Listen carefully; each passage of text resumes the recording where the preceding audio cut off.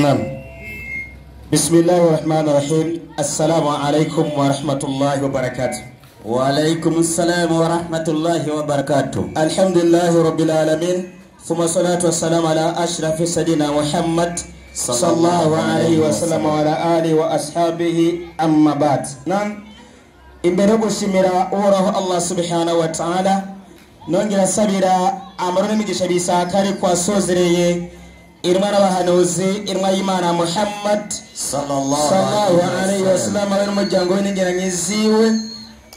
Kigira kabiri dufite ikigwa uyu munsi kivuga duti twisunze inyandiko ibonekana muri Bibiliya mu gitabo ca Yohana 5 uhereye 3 gushika 3:8.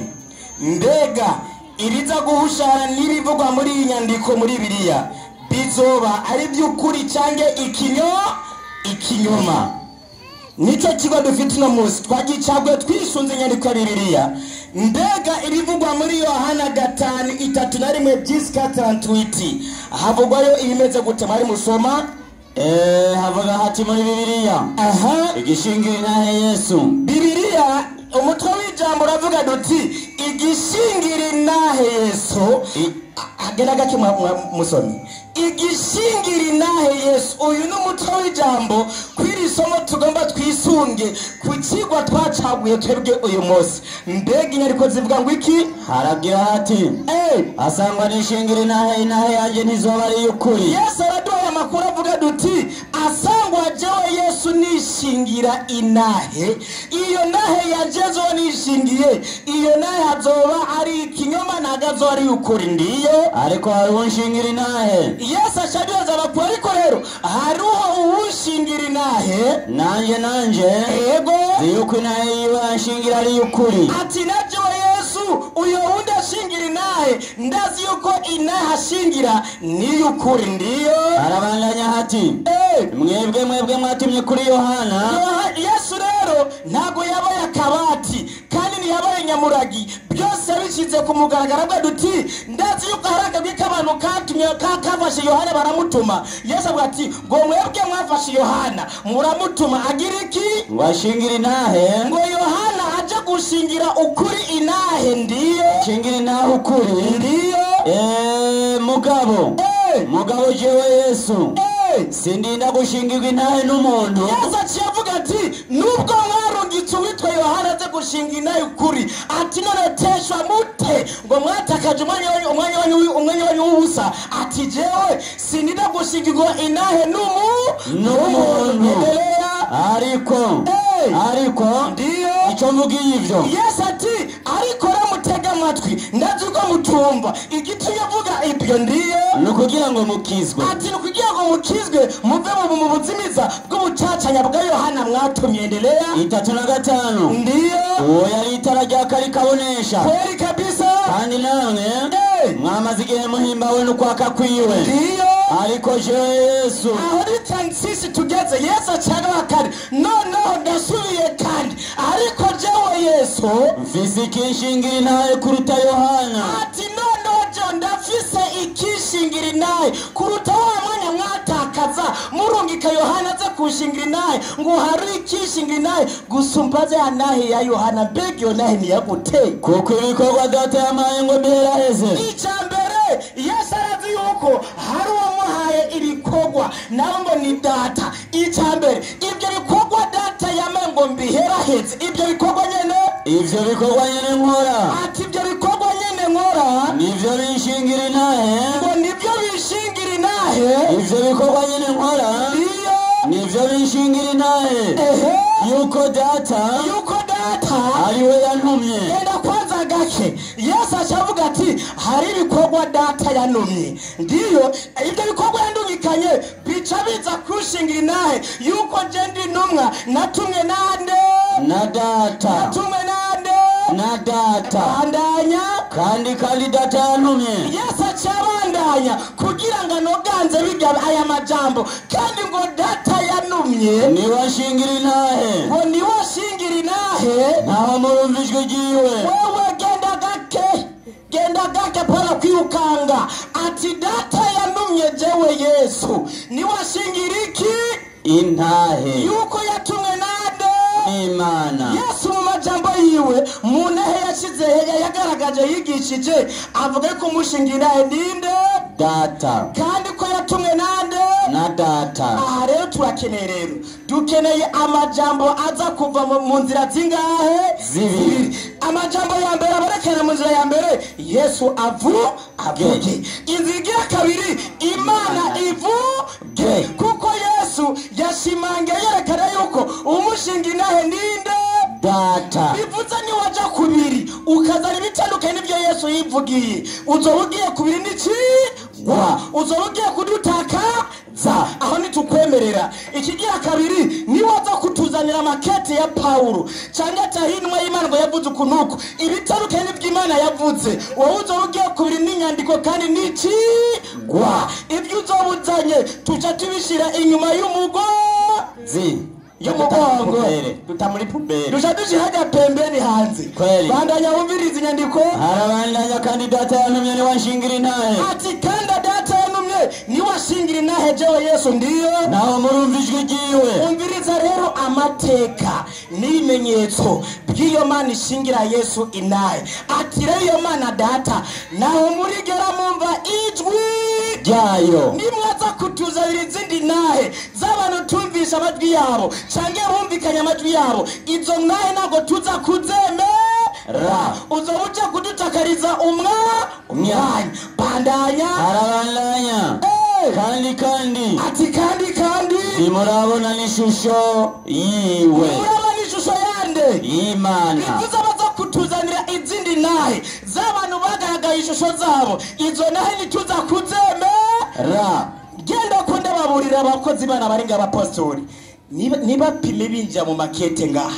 wapi aha nabyo makete dukeneye kubera mwari murazi iyo ugiye gusoma ikete ritari ry'iwawe uba ugiye gusomba urusaku Yesu nawe ati by'amakete singeneye by'izindi ntumwa by'Imana zavuze singeneye ahubwo mumvirize ibyanje mumvirize n'ibya data shingira iki intahe dukeneye ibintu bingahe bibiri itandukanye n'icyo azoba ari urusaku cy'ubunyoro jani hiraheza ngaho turatwiti harabandanya ndiyo harabandanya ati itaye ko nimufise ijambo ryiwe riguma muri mwebwe Yesu none aravuga ati ndabakuriye ku gashitsi ngo ndabakwiriza none ikitayeko nimufise ijambo riguma mu mitima yanyu iheze iyo nyandiko harabandanya kuko kuko yagize iki uwo yatumye mutamwizeye bivuze ubuza kutuzana ibitandukanye n'ibi bica bigaragara neza ko nta jambo ry'Imana afise mu mutima wiwe afise mu mutima wiwe bica bigaragara Yesu azoba yamaze kubatwereka abo bantu mu mwanya baraza kwigaragaza ngaha abatagira ijambo ry'Imana mu mitima yabo baja kubiri n'intahe ya Yesu kinigipimo uru n'urugenzero tugiye kuri n'igipimo cyo gupima ngomba ndabashire ku munzani kweli abantu muri ngaha mubi byabona bana mubi byabona ngaha kweli nidukeneye ngo intumwa y'Imana ngo yaravuze uku apana nidukeneye ngo Paulo ngo yandike bikorino uku apana ngo yandike Filipi uku apana dukeneye Yesu yavuze Imana yavuze 13 Yohana yarose 13 Yohana inyandikira gira iti ubu nibwo bugingo budashira ubu nibwo bugingo budashira ati ubu nibwo bugingo budashira ko bamenya wowe Imana yonyene y'ukuri icambere hari Imana yonyene imwe rudende kandi imwe ni y'ukuri ko hari Imana imwe yonyene y'ukuri ndiyo n'uwo yatumye yitwa nde Yesu Kristo Yesu ashaka kandi iri jambo iyi nyandiko igishingira nayo yanyandiko 5:3 yuko hari Imana imwe y'ukuri n'uwo yatumye yitwa nde Yesu Kristo niyo mpamvu dukeneye duti nuza kuzangaha aze kugenda ku nyandiko ziduhereza amakuru yo turi kumwe mwarimu uza kuvuga ibinyuranye n'ibi n'urusaku Yesu tuve kwa Yesu ko Yesu yavuze ati data arashingira intahe data ni washingira iki intahe tubaze Imana nayo tumvirize Yesu kuko yakwesereza ko Imana ari imwe Udende tugende gatandatu kane gusubira mu byagezwe fanya mbiyo. Igitabo cyo gusubira mu byagezwe gatandatu umurongo wa 4. Kweli fanya mbiyo. Inyandikiragira iti tumviriza naho duhabwa amakuru kumana ameze gute fanya mbiyo. Nimwumve yemwe Bisirayeli. Aha haja amakuru avuga duti nimwumve yemwe Bisirayeli na niravuga duti nimwumve yemwe bantu bo mu Kanyosha ndiyo. Uhoraho Imana yacu niwe uhoraho wenyene. Uhoraho Imana yacu niwe uhoraho wenyene. Kumbe aya majambo Imana ivuze asa neza n'amajambo Yesu yagize iki yavuze. Kumbe iyi nahe Yesu yatweretse ko Imana ari mushingiri nahe tubonye yuko ya nahe ari nahe original bandaya. Uhoraho Imana yanyu niwe uhoraho wenyene. Ndiyo kandi nimukundishe Uhoraho Imana yanyu imitima yanyu yose n'ubugingo bwanyu bwose n'ubwenge bwanyu bwose n'inkomezi zanyu zose. Ndiyo aya mabwirizwa hagagarara iri tegeko cyane rivuga duti ubwenge bwanyu bwose n'inkomezi zanyu zose mubikundishe Uhoraho Imana yanyu imwe rude ninahe ku majambo y'Imana tubonye yuko Imana nigira iyo uwo yifadikanije nayo mu bumana bwa yo. Imana ni rudende na yindiri pembeni mu buryo cange mu bubafu nimwe rudende mu Kinyarwanda ati ngo nimwe rukumbi. Ndabavuga ni Kinyarwanda mutabitahuye ndaja mu Gifaransa n'igishimo ndabazanira kimwe gusa rive gabyatahuri se hamna uruvapa 21 kuvayo. Kuva 20 umurongo wa mbere yarutsa inyandikiragira iti Imana ivuga amajambo yose iti Imana yavuze amajambo yose duti ndohoraho Imana yawe yagukuye mu gihugu cya Egiputa mu nzu y'ubuja. Ati ndi uhoraho Imana yawe yagukuye mu gihugu cya Egiputa mu nzu y'ubuja. Ntukagire izindi mana mbangikanya. Stop nyene. Imana ikiduheza amakuru ngo ntukagire izindi mana umbangikanya. Bivuze amajambo Imana yaduhaye. Imana yarizi neza yuko hari ubugwi bw'abantu cange akagwi k'abantu kazoza mu nyuma kaze kurema izindi mana bazinjize mu bumana bw'uhoraho batuzanira Imana fe. Imana ikiduheza amakuru duti ngo ntukagire izindi mana umbangikanya. Areba tugenda neza kubaciye ku munzane imvugo y'Imana imvugo ya Yesu nibyo dukeneye. Ibirenze ibyo niwaza kubiri nibi Mana yanje ndaza kugaruka wabone sikwabishi ndagaruka.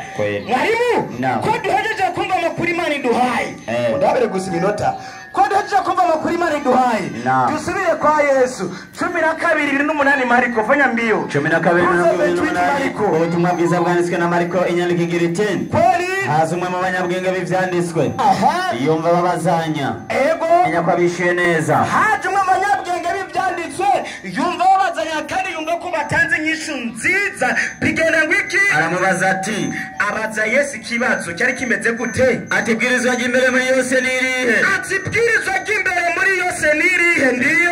Yesu aramwishyura ati iry'imbere niri. Yesu yacamwishyura duti iry'imbere niri ngo nimwumve yemwe Bisirayeli. nimwumve yemwe Abisirayeli. Ndiyo. Uhoraho Imana yacu niwe uhoraho wenyene. Genda gake nguhoraho Imana yacu mbegi yacu. Yesu arimwe na rimwe avuze yacu no kuvuga na warimo. Ikibazo gihari arimwe na rimwe. Yesu acayigisha duti uhoraho Imana yacu niwe uhoraho wenyene. Wumva yerekeye ko ari Imana zibiri. Eka yavuze zitatu. Eka yavuze Imana imwe rudende. mutega amatwi mwumvirize abantu muri ngamo kandi muraza kubibyabura ati kandi mukundishe Uhoraho Imana yanyu imitima yanyu yose n'ubugingo bwanyu bwose n'ubwenge bwanyu bwose n'inkomezi zanyu zose. Ati mukundishe Uhoraho Imana yanyu ubwenge bwanyu bwose n'inkomezi zanyu zose bugira iki. Mubikundishe Uhoraho Imana yanyu. Mubikundishe Uhoraho Imana yanyu.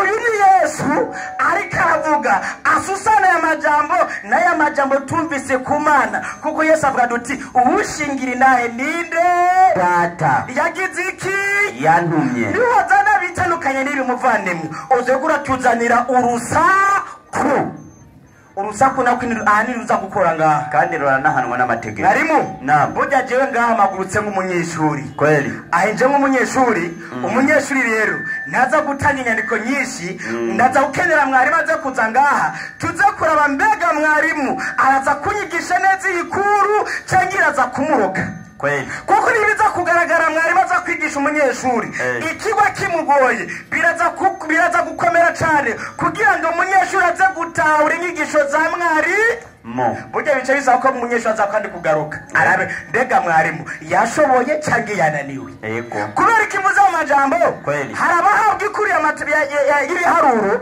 bashoboye kwigisha ikirundi, abandi bagahabwa biology bashoboye kwigisha France. Kweli. Ibyo birashoboka kabisa. Turi kumwe aha twaza kwibona ngaho kuyu munzani inyandiko ngo mafungure ko 43:10 Yesaya fanya mbiyo Yesaya 43 umurongo w'10 ndiyo inyandiko iragira iti igira ngo iki ni mwebwe vyabona vyanje. Yes ati iyi ni Imana ikirivugira ati ni mwebwe byabona byanje niko uhora hagize. iyi ni Imana ikiravuga ndiyo n'abasavyi banje natoranije kugira ngo mumenye. Genda gakusome polipoli n'abasavyi banje natoranije kugira ngo mumenye ndiyo kandi mutahure ko ndondiwe. Imana ati kandi mutahure ko ndondiwe ndiyo nta mana yigeze kubumbwa hirya yanje. Imana ati nta mana yigeze ibonekana mu buryo bwanje kandi nta yizoza mu nyuma nta n'iyindi izoza mu bapfu bwanje mu nyuma.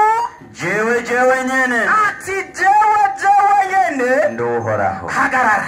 Imana ati nta mana y'umwana ihari mu bumana bwanje cyangwa Imana mutima mweranda ihari mu bumana bwanje. ati jewe nyene ndi uhoraho. Endelea. kandi ati kandi nta wundi mukiza atari jewe. nta wundi mukiza atari jewe. Endelea.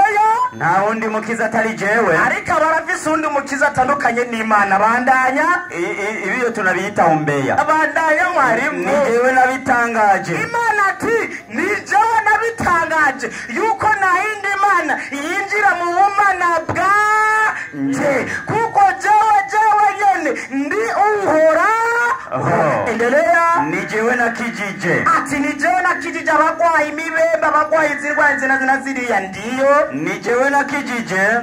ni jewe nabimenyekanishije ndiyo kandi nta yindi Mana yariho muri mwebwe. kandi ngo nta yindi Mana yariho muri mwebwe. bivuze baza kutuzanira izindi Mana baza bagiye kudukwegera akaga. Endelea. huyo ni umbeya. ni umbeya kabisa. nico gituma ati nico gituma mwebwe vyabona vyanje. nico gituma ari mwebwe byabona byanje niko uhora hagize. iyi ni Imana iri kiravuga ndiyo kandi ni jewe Mana. ni jewe Mana. eka ndiyo. ati kandi ndiyo uhereye no ku munsi w'itanguriro. uhereye ku munsi no premier jour umunsi w'itanguro wa mbere. kandi ntawe ushobora kugira icyo arukora ngo gikure mu kuboko kwanje. ndiyo jewe icyo nkora. ninde yokibuza? ninde yokibuza? aze kutuzeka rundi yobuzi ko Imana yagize iki yakoze. uku niko uhora hagize. ati uku niko uhoraho umucunguzi wanyu. aba barafise uwundi abacunga atandukanye n'uhoraho. hapana, huo ni umbeya. uyu ni umbeya kabisa. umucunguzi wanyu uwera w'Abisirayeli. ari uwo wera w'Abarundi. Mwarimu ndamushimira umubyeyi wacu umukuru w'igihugu ati twashize Imana imbere. umva ari zibiri n'izitatu. Imana wahida. Imana imbere imwe. we muze ko yashize Imana zitatu ngaho imbere mu byoreza amakuru ngaho. ngira ni kudeta. Dukeneye amakuru ngaho bagira iki bayaduhe. ndasubiyemo kandi jewe muri uyu mwanya ndi umunyeshuri ariko nibaza gutandukanya mwarimu nkabona ko inyigisho zimuruka ndaza kuza nka mwarimu wiwe rero cangaruka nk'umwarimu ubu ndi umunyeshuri ndongeye kandi gutanga impanuro kubuza guhaguruka ngaha yirinde kuvuga ijambo nigeze mvuga cyangwa akoresha inyandiko nigeze nkoresha. niwaza n'inyandiko Imana ivuga original, niwaza n'inyandiko Yesu avuga aho ni original. igitandukanye n'ibi bibiri uzoba utuzaniye urusaku. dusuzuma turabe ko bihuye n'irya nyandiko. Salamu alaykum. Wa alaykum assalam. Naam, shukrani mwalimu. Ibaza yuko icigwa catahuritse. Uvuze ko waje nk'umunyeshure, hinga umwarimu bamuha. Mwigisha karibu bisaba 200. Umwigisha Kaziri yaje kubereka Kaziri ngaho Kanyosha Bugisyo bamwita Kaziri. Izina ry'Imana ry'icubahiro. Amen. Haleluya. Amen. Ikintu ca mbere nshimiye umwigisha avuye ngaha. Kwanza nambabarire. Ndamwise umwigisha kandi ivugiye ko ari iki? Ko ari umunyeshure. Ego.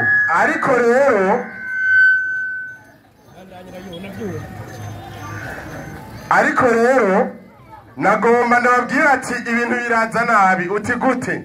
Hari amajambo ahereje ko ngaho avuga ati ngo jewe ndi umunyeshure ngo ndindira ivyo umwigisha aza kuvuga ngo hanyuma numvise yigishije nabi ngo nca mpagurutse umwigisha. Ububasha mwishure wamaze kuvuga ko uri umunyeshure wakira ivyo uhawe n'iki? N'umwigisha. Kuko nuri dese. Ntabwo uri deseye, ntabwo uri depeye, ntabwo uri ministre. Wewe ko uvuga ko uri umunyeshure isharaho rero ugiye gute? Wige. Kandi ko uvugira ubwawe ko uri umunyeshure ntabigutamitse, nta burenganzira na butonya ufise bwo guhakana ivyo ndaguha kubera uriki uri umunyeshure ntabiki umwigisha. Imana iguhezagire cyane ko ivyo wabitahuye. Kandi nibatavyumva umuntu ashingiti. Sawa. Reka rero tugende buke. Ndahera ku nyandiko yatanze sivyo none? Ego. Inyandiko yahereko muri Yohana 5:3 ugeze 3:8. Yohana 5. Ngende pole. Mbanze ndamucengere hajyanye n'akantu kamakumvi. Yohana 5:3 ugeze 3:8 niwo murongo yatanze avuga ko ariho n'icigwa kigize gute? Gihagaze sivyo none? Ego. Havuga gute? Asangwa nishingira intahe. Uwo ni Yesu ariko aravuga ati asangwa nishingira intahe. Intahe yanje nizoba ari ukuri. Sawa. Ariko hari uwundi ashingira intahe. Sawa. Nanje ego nzi yuko intahe yiwe ashingira ari ukuri. Sawa. Mwebwe mwantumye kuri Yohana. Sawa.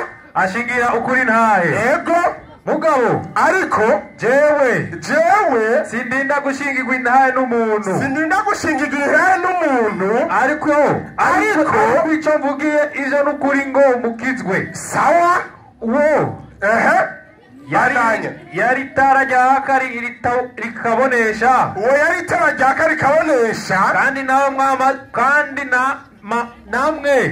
namwe mwamaze igihe muhimbawe n'ukwaka kwiwe. Sawa. Ariko jewe fisikishingira intahe kuruta Yohana kuko ibikorwa data yampaye. Sawa.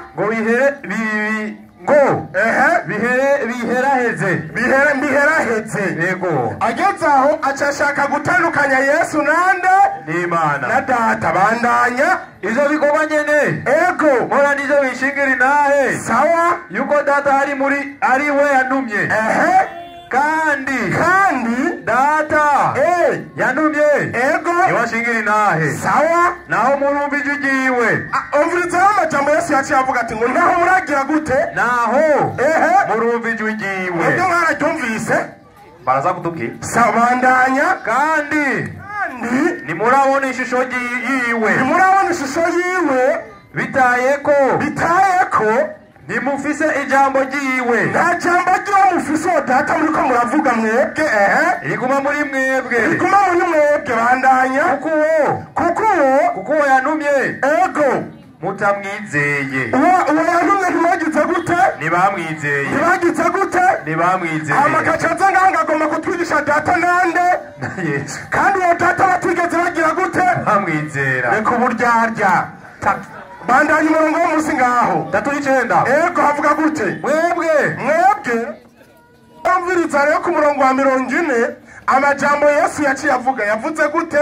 ariko mukanga kuza kuri jewe. Ati ibyo byose wabivuze hamidunga ariko ukanga kuza kuri jewe Yesu. ngo murongo ubugingo. ngo murongo iki? ubugingo. Muyandi majambo hamidunga akwiye kuza kuri Yesu kugira azotahura nande na kimwe na data. aha nubyumva aha rero ikigo yahagaze ku bintu bingahe bibiri sibyo none ngo ashaka ikintu cya mbere icya mbere yavuze ngo arashaka ko tumuzanira inyandiko ngo ivyete ngo nta vyete ashaka mu yandi majambo yabanje kwikingira nk'umunyeshuri nyene ngo je nimunzanira ivyete ngo nzanira amajambo ngo data yivugire ngo ashinge intahe ngo hamwe na Yesu ubwiwe yishingira iki intahe reka nze ndabiguhe jendo mwigisha izina ry'Imana bw'icubahiro amena reka mbere kuri data ubwiwe ashinge intahe mbega data washinze intahe ko Yesu ari inde cyane se ari iki sibyo none Abaheburayo 1:6 umunani Abaheburayo 1:8 iravuga havuga gute ariko ivyo umwana wayo yabivuze ivyo umwana wayo data yabivuze gute ati ngoma yawe mana ingoma yawe nde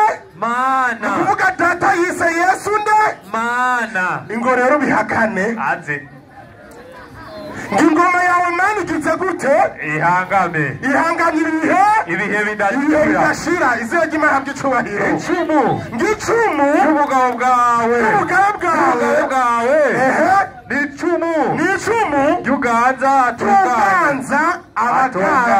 atunganye izina ry'Imana bw'icubahiro amena igice cya mbere yashatse ndagize gute yakimuhaye data ariyemereye ko Yesu ari iki Imana ko ari iki Imana sico wakeneye ubu ntukirose yabivuyemo aha imitwe iratanguye kunama hajya mu bitabo reka rero tugende icya kabiri Yesu nawe yishingira intahe ataraza hari amajambo yahereye ko mwarimu avuga asoma muri kuvayo ngo jewe ndi uhoraho bisobanura ngo uwamaho ibihe byose mu yandi majambo uwariho kera ariho kandi azokwamaho ibihe byose niko bisigura ijambo uhoraho none Yesu wowe uvuga gute kuri iri jambo uhoraho mbega uri ndiho cyangwa nturi ndiho Yohana 8:5-6 Yohana 8:5-6 havuga gute asoma muri yandiko ya Bibiliya Bibiliya ivuga gute yavuga nasoma mu izina rya Yesu umviriza amajambo ya Yesu ubwiwe yivugire niyo washatse reka tuyagohereze Aburahamu sogokuruza wanyu umviriza Yesu yavuze ati Aburahamu sogokuruza wanyu yari yarahamiye kubona umunsi wanje jewe Yesu kandi yarawonye aranezerwa bandanya nuko rero abayuda baramubwira babwira Yesu gute baramubwira atube utaramara imyaka 50 ati wowe Yesu utaramara n'imyaka 50 hakujya abayisilamu bakuzi umaze kuvukira muri Mariya ngo warabonye Aburahamu bandanya Yesu arababwira Abisirayeli gute Yesu ababwira gute nukuri ndayibabwire umviriza ya majambo ya Yesu yabanje no kurahira ati nukuri ndayibabwire uravyumva Yesu yabanje kurahira umunyeshuri ari muri telefone bandanya Aburahamu ataravuka umviriza Yesu yaravuze ati nukuri ndayibabwiye Aburahamu ataravuka Yesu namye ndiho namye ngize gute none wumva ari uhoraho cyangwa se uhoraho mwene majambo yiramyeho kuva kera n'ubu ariho kandi azokwama ingorero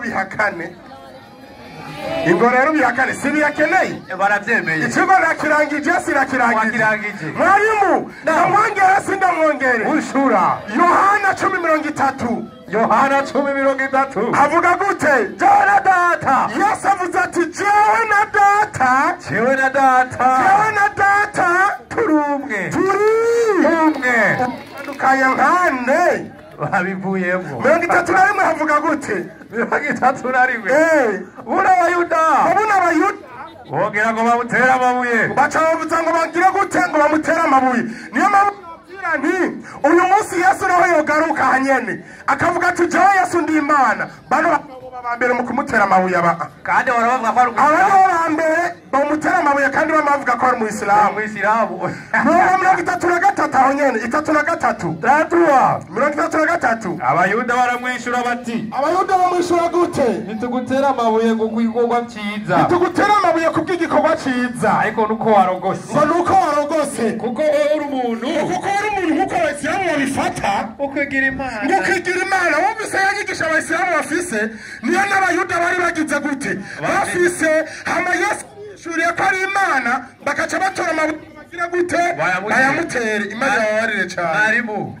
ega Abayisilamu nibo bayuda bo mu Burundi kuko bahakana umwana bwa Yesu izina ryo bahabwa icubahiro reka tubandanye sibyo none reka ndabaha kandi Yesu yivugira Yohana 14:8 mama we mari babagiri reka ndabongere 14:8 Filipo aramubwira ati Filipo abwira gute Yesu mugenzi twereke so ati twereke so bizoba bihaye umviriza kwanza bano bigisha rero bari baciye ubwenge gatonya gusumba bano bagabo baramuravye Yesu ibikorwa vyiwe ati mwigisha ati twereke so bizoba bigize gute bihaye nkuko umunyeshuri yahagaze hano akaguma avuga ngo hariho nde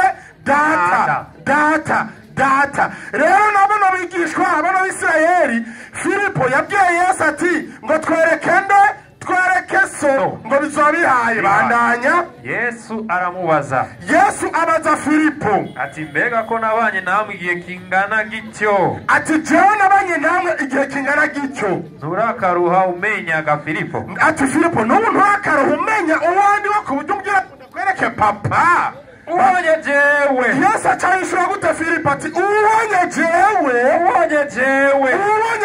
Yesu abagize gute ababonye data ababonye nde data ngo kubera jewe na data turi umwe none uvuga gute ngo twereke so mu yandi majambo data yayihage impande yabo ntibamubona nk'uko turiko turabahisha Yesu nka data ariko ntimugira gute ntimubibone Imana ibahariye cyane nsomera ngaho ku murongo w'indwi Yohana aho nyene Yohana 17 yego iyo muba mwaramenye umviriza Yesu yavuze ati iyo muba mwaramenye na data muba mumuzi mugize gute mumuzi baremeye bandanya uhereye ubu muramuzi ubu data muragize gute muramuzi bandanya kandi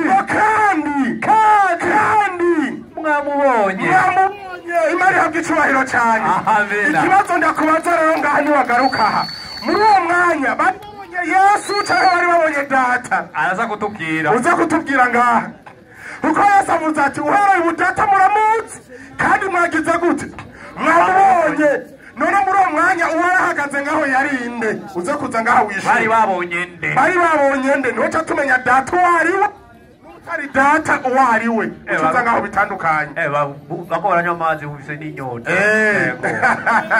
izina ry'iwe habwa icubahiro reka tubandanye Yesu ashimwe acaraza ngaha anye inyandiko zose yatanze nazimaze hari inyandiko yatanze muri Yesaya 43 ku murongo w'10 iyo nyandiko yisubiremwo nayo ndayijeko Yesaya 43 ku murongo w'10 ubundi acabara kurabira Matayo 2:1 Yesaya 43 umurongo w'10 umurongo w'10 havuga gute nasoma mu izina rya Yesu uhezagirwa cyane Yesaya 43 umurongo w'10 ego ni mwebwe byabona byanje sawa niko uhora wagize sawa n'abasavyi banje natoranije ego kugira ngo mumenye kandi munyizere ego kandi mutahure ko nduwo ndiwe sawa nta mana yigeze kubumbwa hirya yanje sawa kandi nayizoza mu nyuma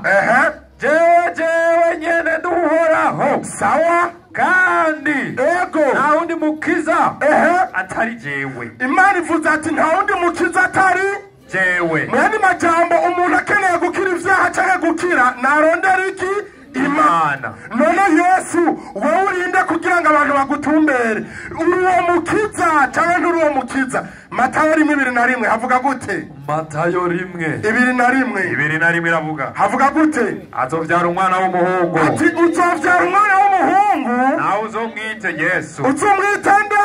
Yesu. Bandanya kuko ari we. Ngo kuko ari we. Azokiza abantu biwe. Ni ibyaha byabo. Izina ry'Imana habwa icubahiro. Amina. Nguyu mukiza rero turiko turabwirwa hano.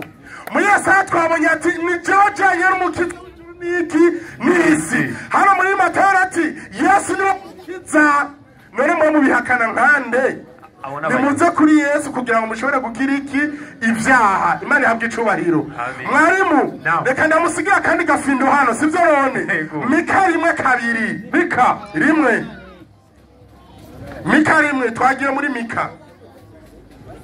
Turabe ndamusigira gafindo Mika 1:2 ugeze 3. Joshua msaidiye twende na muda. Mika 1:2 ugeze 3. Mika uri hehe? Uvuye kuri Obadiya Yona hama Mika. Raba neza. Yona ego. Mika 1:2 ugeze 3. Nimwumve mwamoko yose mwe. Umviriza ati nimwumve mwamoko yose mwe. Tega amatwi nawe wasi. Ati tega amatwi nawe wasi. Biri muri wowe byose. Umwami uhoraho nabe icagirizi canyu. Umwami uhoraho nabe icagirizi canyu. Umwami ari mu rusengero rw'Egwera. Kuko heraba. Ati kuko heraba. Uhoraho aragarutse ava iwe. Ahagurutse ava iwe. Agira amanuke. Atambagire ku mpinga z'imisozi yo mw'isi. Ikibazo ndamusigiye ngahaje kucishura. Iyo Mana wovuga data ndetse uvuga utanazi winayitiranya. Ni ryari yamanutse irava mu ijuru iraza hano ku isi irakandagira mu mpinga z'imisozi. Inama ruko uze kuza ngaho cishura. Inama kaziri ni ryari Mana yawe yamanutse ivuye mu ijuru ikamanuka ngaho anye ku isi kagenda abantu bakayibona. Kuko Yesu yavuze ati uya data mumbaza muri kumwe kandi mwagize gute? Mwabonye. Uze kuza ndagoya agatuyo kabuza guca mu kwishura. Imana igufasha cyane. Yaranze ngo yabajije ibibazo tutaza kwishura. Umuhaye akanatirisha. Izina ry'Imana habwe icubahiro. Amina. Acaraza avuga ijambo mwarimu no kwirengagiza ngo data ngo nuwibihe vyose ngo ilalo premier. Ari jambo yakoresheje ngo le premier ni mwabyumvise. Ngo nuwambere urumva ngo kandi ngo nuwiki wihezo ibyashuro 8 twagiye ibomye. Ibyashuro 8 havuga gute? Ibyashuro 8 havuga gute? Jewe ndi Arufa. Umviriza Yesu yavuze ati jewe ndi Arufa na Omega. Muyandi majambo ati jewe ndi uwambere n'uwanyuma. Uwanyuma 17 ugeze 18 aho nyene. 17 umurongo wa 17 na 18 aho nyene ivyashuriwe rimwe. Ego bari mumbabarira. Umurongo wa 17 na 18 naryohewe. Havuga gute? Ndamubonye. Kubita imbere y'indozi iwe nk'upfuye. Kubita imbere y'indozi iwe nk'upfuye. Arashira ku kuboko kwiwe kw'iburyo. Sawa. Ati ntutinye. Jewe. Ati jewe nduwambere. Kandi nduwiherezo. Kandi nduwiherezo. Yesu yivugira ko ari uwambere kandi akaba wiherezo. Nawe yaje ngavuga ati ngimana data ngo nuwambere kandi akaba wiherezo. Kubw'ivyo Yesu atabiki Imana. Ingo ngaho bihakane se wavyivugiye. Ingo ariko baragira amaroshershe hajya anye. Izina ry'Imana habwe icubahiro. Haleluya. Bose umwigisha umunyeshure abashe bose bacuritse imitwe mu bitabo kwera inyandiko ntanze. Nimuzandike kuko ikigo nimwe mwagize gute? Bacitoreye. Ariko muri no munota umwe sigaranye nagomba mbwira abasiramu bose ko baranyumviriza. Ikigo nimwe mwagitoye. Niwe mwagitoye mucizanira hano. Mushaka guhakana ubumara bwa Yesu. Ariko Yesu nkuko mwivuge ngo dutange ibishinga nawe bibiri ngo data yivugire ngo na Yesu agire gute yivugire ivyo bishinga nawe nabitanze sinabitanze wabitanze data yivugiye ko Yesu ari Imana warivugira ko ari iki ari Imana none wewe urindira iki mu kumva ayo majambo n'umuyuda bicabigaruka kuri za nyandiko mwene majambo nubwo yogaruka ngaha akavuga ati jewe Yesu Imana bano bagabo baca bahaguruka bagatora amabuye kugira bagire gute bayamutere yangeso abayuda bari bafise kera yimukiye hehe mu bayisilamu Imana ibafashe cyane itubabarire n'ukuri kadukomera amashi umwigisha agize neza aratwigisha neza nange mushaye gutega amatwi turashishikara kumva